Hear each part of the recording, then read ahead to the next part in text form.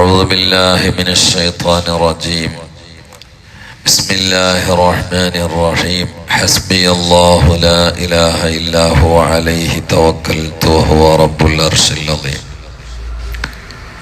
അല്ലാഹു സമദാണ് നമ്മൾ പറഞ്ഞുകൊണ്ടിരിക്കുന്നത്. ഒരൽപ്പവും കൂടി പറഞ്ഞ് ഇൻഷാ അല്ലാഹ് മറ്റായത്തിലേക്ക് കടക്കാം.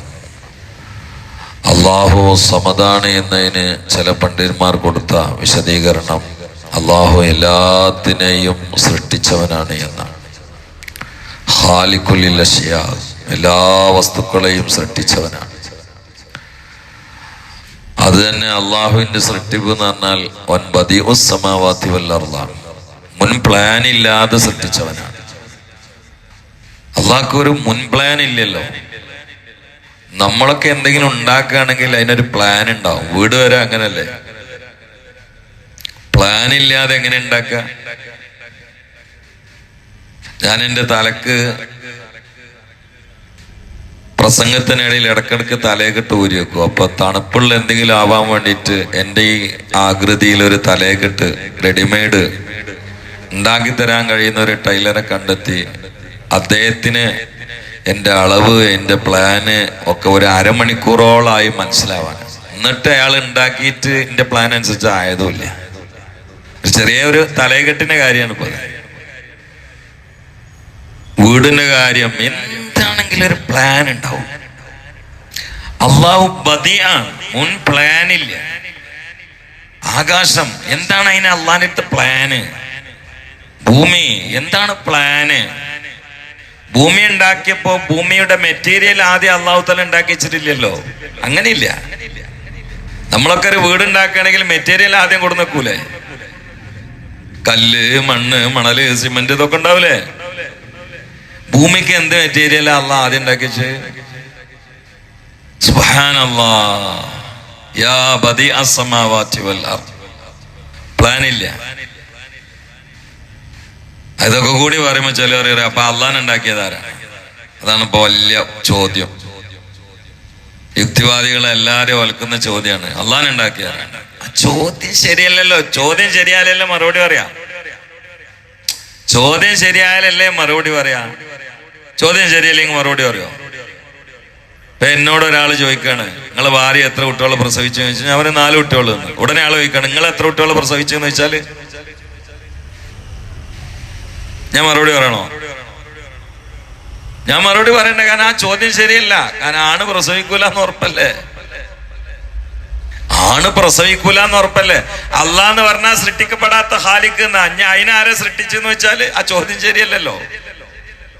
ആ ചോദ്യം ശരിയല്ല, നിരർത്ഥകമാണ്. അപ്പൊ പിന്നെ എന്തിനാ അള്ളാഹ് സൃഷ്ടികൾ ഉണ്ടായി? അല്ലെങ്കിൽ ഇപ്പൊ നമ്മൾ ചിന്തിക്കേണ്ട ആവശ്യമില്ലല്ലോ. ഇത് മുംകിനായ സാധനം ഉണ്ടായിപ്പോയി. ഈ പ്രപഞ്ചത്തിൽ ഏതൊരു സാധനം ഉണ്ടാകണമെങ്കിലും അതിന്റെ പിറകിൽ ഒരു കാരണം ഉണ്ടാവും. അങ്ങനെ അല്ലാതെ ഒന്നും ഉണ്ടാകണില്ല. എന്തെങ്കിലും ഉണ്ടായി തെളിയിക്കാനൊട്ട് കഴിയില്ല. അങ്ങനെയാണെങ്കിൽ ഇതൊക്കെ ഉണ്ടായാൽ ആ പ്രപഞ്ചത്തിൽപ്പെട്ട നമുക്ക് ഉണ്ടാക്കിയവനെ മനസ്സിലാവണം. പിന്നെ ഉണ്ടാക്കിയ ആരാന്ന് വെച്ചാൽ അത് അങ്ങനെ പോലും ഉണ്ടായി പോയല്ലോ. ഉണ്ടായിപ്പോയി. ഖാലിഖായ റബ്ബ് അല്ലാഹു സമദ്, അവനാണ് സമദ്. അവനൊന്നും മുൻ പ്ലാൻ ഇല്ല. മുൻ പ്ലാൻ ഇല്ല എന്ന് മാത്രമല്ല, അതിന്റെ ചേരുവകൾ ഇപ്പൊ നമ്മളെ ശരീരത്തിന് എല്ല്, പല്ല്, നരമ്പ്, കൊടല്, അല്ലേ, കിഡ്നി, ലിവർ, എന്താ അതിന്റെ ഒക്കെ ചേരുവ? നരമ്പിന്റെ ചേരുവ എന്താ? എത്ര നരമ്പുള്ളത് അറിയങ്ങള്? നിങ്ങൾ എൻ്റെ ശരീരത്തിൽ 1,40,000 കിലോമീറ്റർ നീളുന്ന നരമ്പുണ്ട് എന്നാണ്. നരമ്പിനെ കുറിച്ചൊന്ന് വായിച്ചു പഠിച്ചോക്കെ. എൻ്റെ അടുത്ത് പുസ്തകമുണ്ട്. ഇവിടെ ഇരിക്കുന്ന ഓരോ ആളുകളുടെയും ശരീരത്തിൽ 1,40,000 കിലോമീറ്റർ വലിച്ച നീളും നരമ്പിന്റെ നീളം. ഭൂമിക്കാകെ 60,000 കിലോമീറ്റർ വിസ്തീർണമുള്ളൂ. ആ ഭൂമി ഒരു ബെഡ് ആണെങ്കിൽ നമ്മളെ നരമ്പോണ്ട് കെട്ടിയ പിന്നെ 50,000 അല്ല 90,000 കിലോമീറ്റർ പിന്നെ നരമ്പ് എക്സ്ട്രായിട്ട് നീളും. അവിടെ ഒന്നും ഭൂമി ഉണ്ടാവൂല. അപ്പൊ ഇപ്പൊ ഈ ആത്തേപ്പള്ളിയില് എത്ര കിലോമീറ്റർ എന്നുള്ള നരമ്പുണ്ട്? ഇപ്പൊ എല്ലാം കൂടി കണക്കൂട്ടിയാൽ സുബ്ഹാനല്ലാഹ്. ഈ നരമ്പിന്റെ ചേരുവ എന്താ? ഈ നരമ്പിന്റെ ചേരുവ എന്താ? പല്ലിന്റെ ചേരുവ എന്താ? എല്ലിന്റെ ചേരുവ എന്താ? കിഡ്നിന്റെ ചേരുവ എന്താ? ലിവറിന്റെ ചേരുവ എന്താണ്? പടച്ചോനെ നമുക്കറിയില്ലല്ലോ. ഏത് കിണറുകൾ വേനൽക്കാലത്ത് പറ്റിയാലും തൊണ്ടയിലുള്ള ഉമിനീരിന്റെ കിണർ, ഇവിടെ ഒരു കിണറുണ്ട്, ഇത് പറ്റൂല. വേനൽക്കാലത്ത് നമ്മള് വരയിലെ കിണറുകളൊക്കെ പറ്റും, പക്ഷെ കിണർ പറ്റൂല. ഇവിടെ എപ്പോഴും വെള്ളം ഉണ്ടാവും. കണ്ണിന് എപ്പോഴും വെള്ളം വരും, പറ്റൂല. സുബ്ഹാനല്ലാഹ്. സ്ത്രീകളുടെ സ്ഥലങ്ങളിൽ നിന്ന് നല്ല ഫ്രഷായ പാല് കുട്ടിക്ക് കിട്ടും. എവിടുന്നാണ് ഈ പാലിന്റെ ടാങ്ക്? എവിടെ? ഇത് ടാങ്ക് അല്ല. ഇതിനിങ്ങനെ പാല് വരുമ്പോ നമ്മള് കുറെ പാല് കിട്ടാൻ വേണ്ടിട്ടൊന്ന് കുത്തിവെക്കാണ് രക്തം വരിക, പാല് വരൂല. ടാങ്ക് അല്ല. യാ അല്ലാഹ്, അല്ലാഹു സമദ്, ഖാലിഖാണ്. ഇന്നലെ ഞാനൊരു നല്ല ചിന്തകനുമായിട്ട് ട്രെയിനിൽ നിന്ന് സംസാരിച്ചത് നിങ്ങളായിട്ട് പങ്കുവെക്കുക. ഈ വിഷയമായിട്ട് ബന്ധപ്പെട്ടതാണ്. ഇന്നലെ ആലപ്പുഴയിലായിരുന്നു പരിപാടി. അപ്പൊ തിരൂരിൽ നിന്ന് കയറിയപ്പോഴന്നെ നമ്മളെ കമ്പാർട്ട്മെന്റ് എന്ന് പറഞ്ഞാൽ VIP-കളായിരിക്കും കൂടുതൽ. അല്ലെങ്കിൽ ഡോക്ടർമാര്, അല്ലെങ്കിൽ ജനപ്രതിനിധികൾ, അല്ലെങ്കിൽ വായിക്കുന്ന ആളുകൾ, അല്ലെങ്കിൽ എഴുതുന്ന ആളുകൾ, അങ്ങനെയൊക്കെ ആയിരിക്കും. ഇയാൾ ഇംഗ്ലീഷ്, ഒരു അട്ടി ഇംഗ്ലീഷ് പുസ്തകം അയാളെ കൂടെ ഉണ്ട്. അതിനിടയ്ക്കൊരു മലയാളം ഉണ്ട്. ആളിങ്ങനെ എന്നെ നോക്കണമൊന്നുമില്ല. മുമ്പൊക്കെ ട്രെയിനിൽ സംസാരിക്കാൻ ആളെ കിട്ടിയിരുന്നു. ഇപ്പൊ ഒന്നെങ്കിലും മൊബൈലായിരിക്കും എല്ലാവരും. ഇങ്ങനത്തെ ആളുകൾ പുസ്തകത്തിലായിരിക്കും. നമ്മളെന്തെങ്കിലും വായിക്കുക ചെല്ലുമൊക്കെ ആയിരിക്കും. അപ്പൊ അയാൾ ഇങ്ങനെ ഇംഗ്ലീഷ് പുസ്തകങ്ങൾ ഇങ്ങനെ വായിക്കുമ്പോൾ എൻ്റെ മനസ്സിലൊരാഗ്രഹം, ആളൊന്ന് സംസാരിക്കാൻ കിട്ടിയാല്. കാരണം കുറച്ച് കഴമ്പുള്ള ആളായിരിക്കുമല്ലോ അയാൾ. ഇങ്ങനെ വായിക്കുന്ന ആളാകുമ്പോൾ കുറച്ച് കഴമ്പുണ്ടാവും.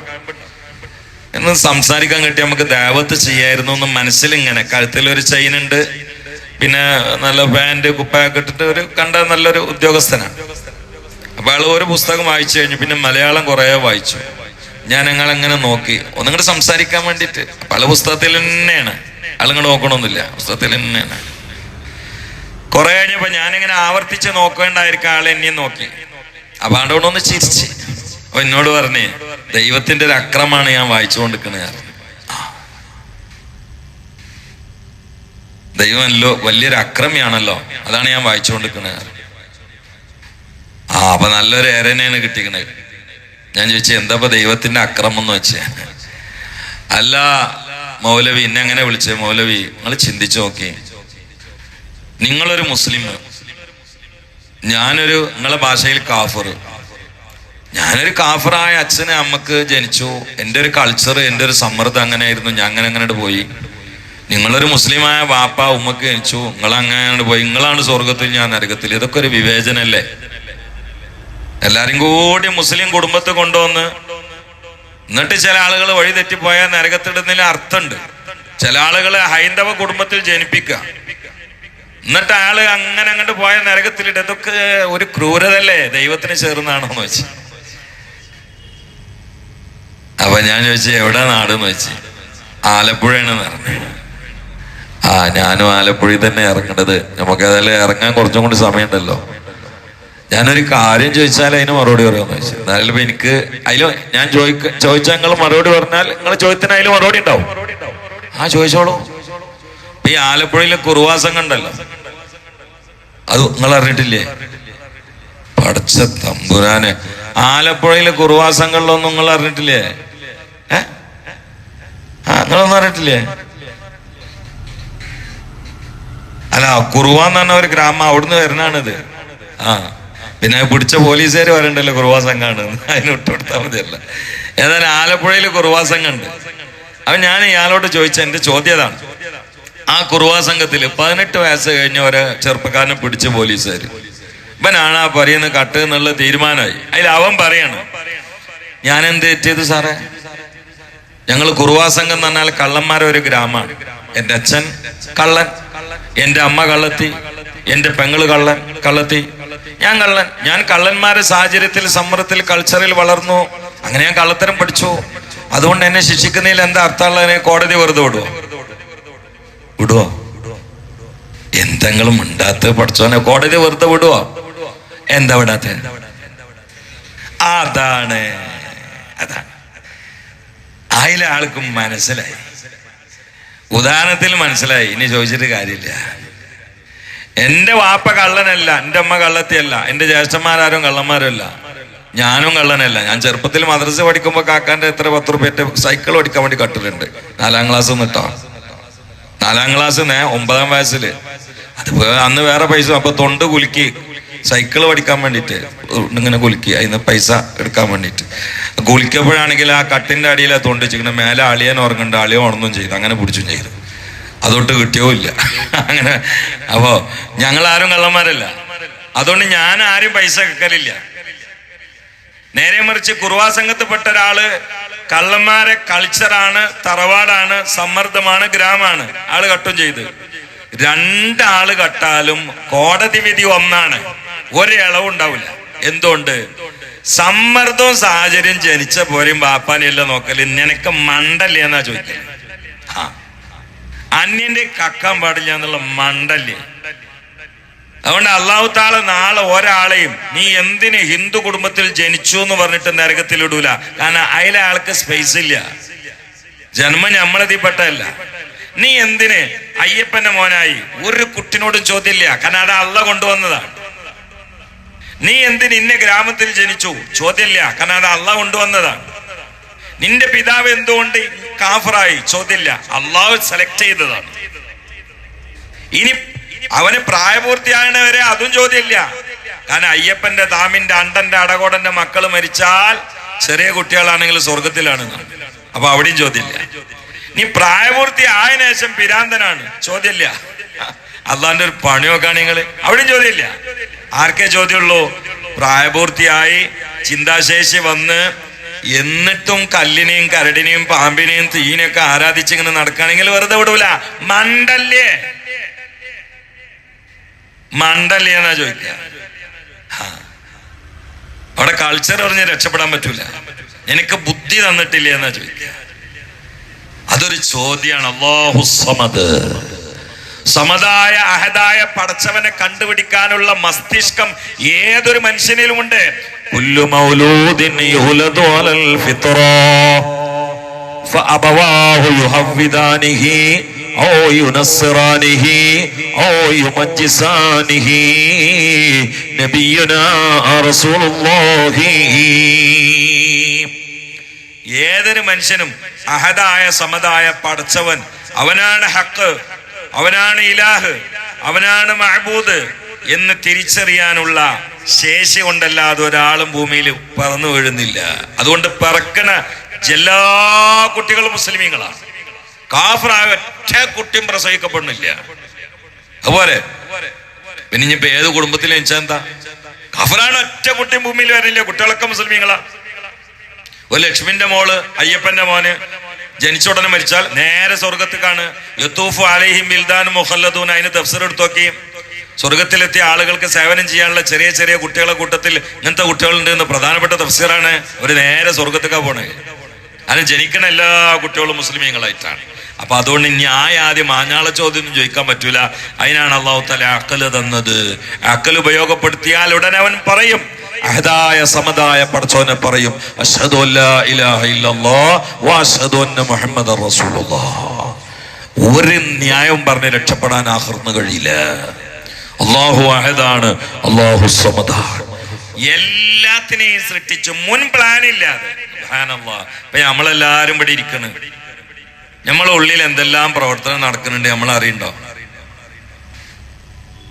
ഇപ്പൊ ഈ 1,40,000 കിലോമീറ്റർ നീളുന്ന ഞരമ്പ് നിങ്ങൾക്കും എനിക്കൊക്കെ ഉണ്ട്. ഇതിലൊക്കെ ബ്ലഡ് സർക്കുലേഷൻ നടക്കണില്ലേ? നമുക്ക് അതിൽ എന്തെങ്കിലും റോളുണ്ടോ?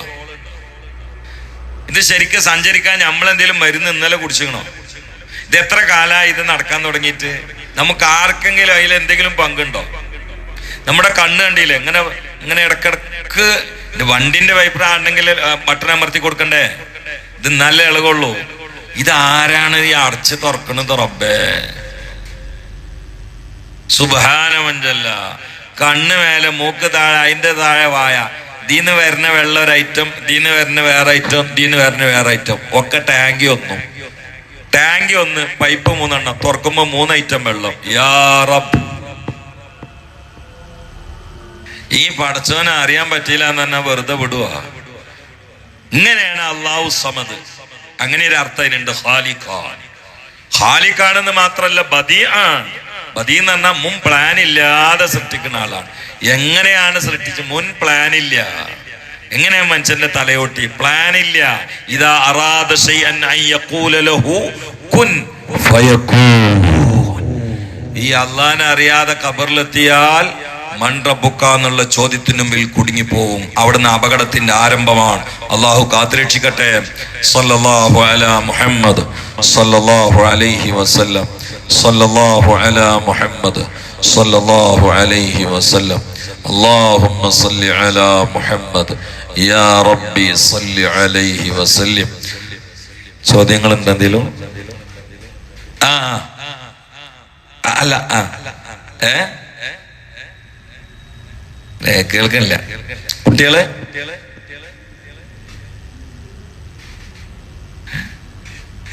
ആ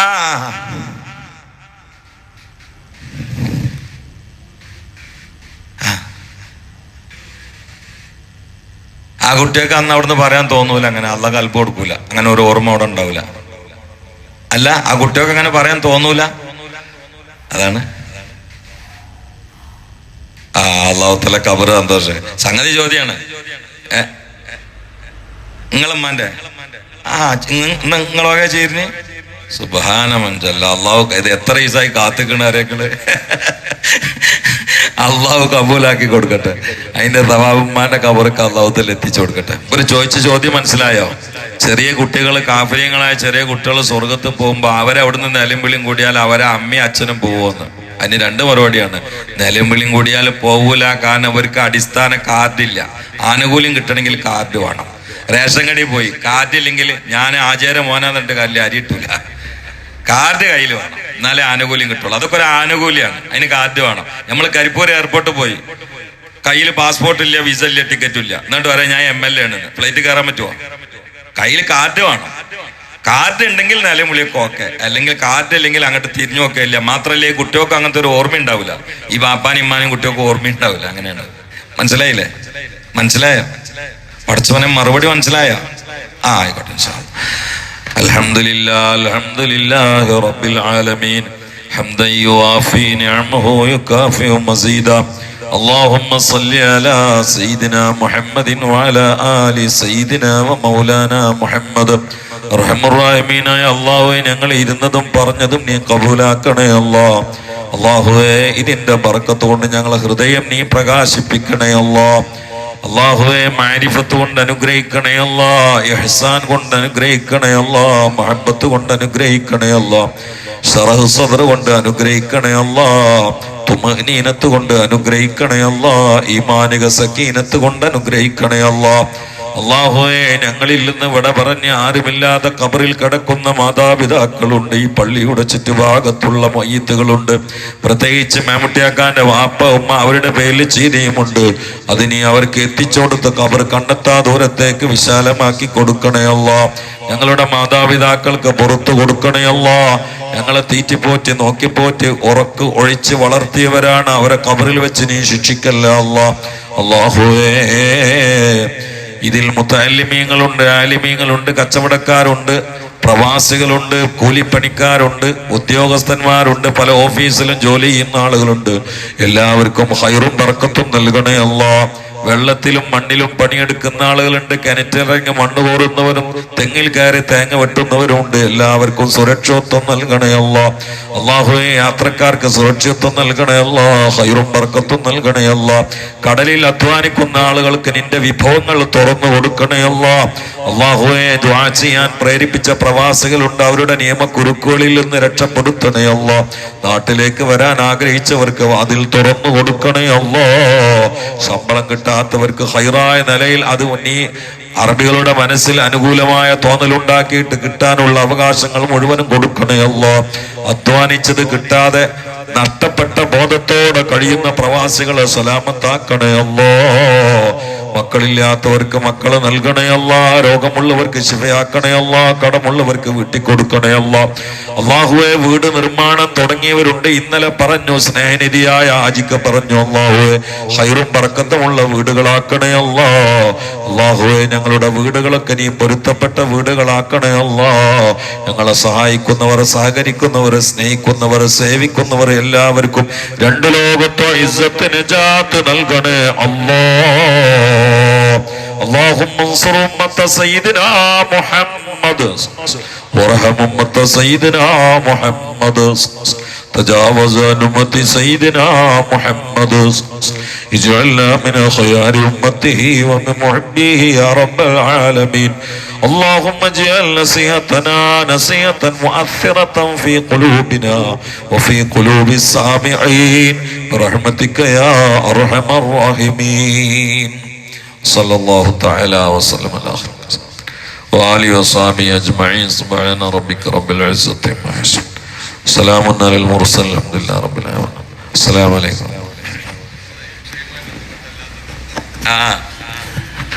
സോറി, ചോദ്യം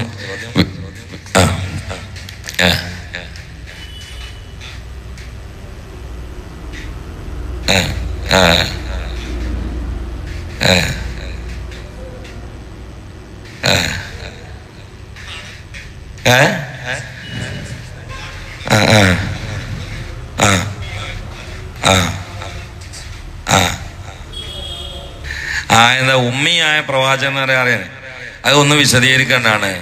എഴുത്തും വായനയും അറിയാത്ത ആളെന്ന് അർത്ഥം വെക്കുമ്പോഴാണ് ഈ പ്രശ്നം വരിക. ഞാൻ അങ്ങനെ അർത്ഥം വെക്കലില്ല. എഴുത്തും വായനയും പഠിക്കാത്ത ആള് എന്നാണ്. പഠിക്കാതെ അറിഞ്ഞ ആള്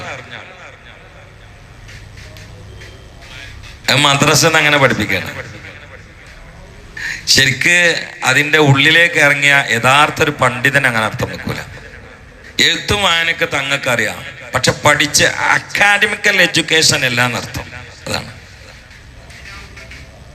അതെ, പഠിച്ചിട്ടില്ല, അപ്പോഴേ മോചിത്താവുള്ളൂ. അതെ, ഖുർആൻ മോചിത്താണെങ്കിൽ എന്താണ്? അതെ,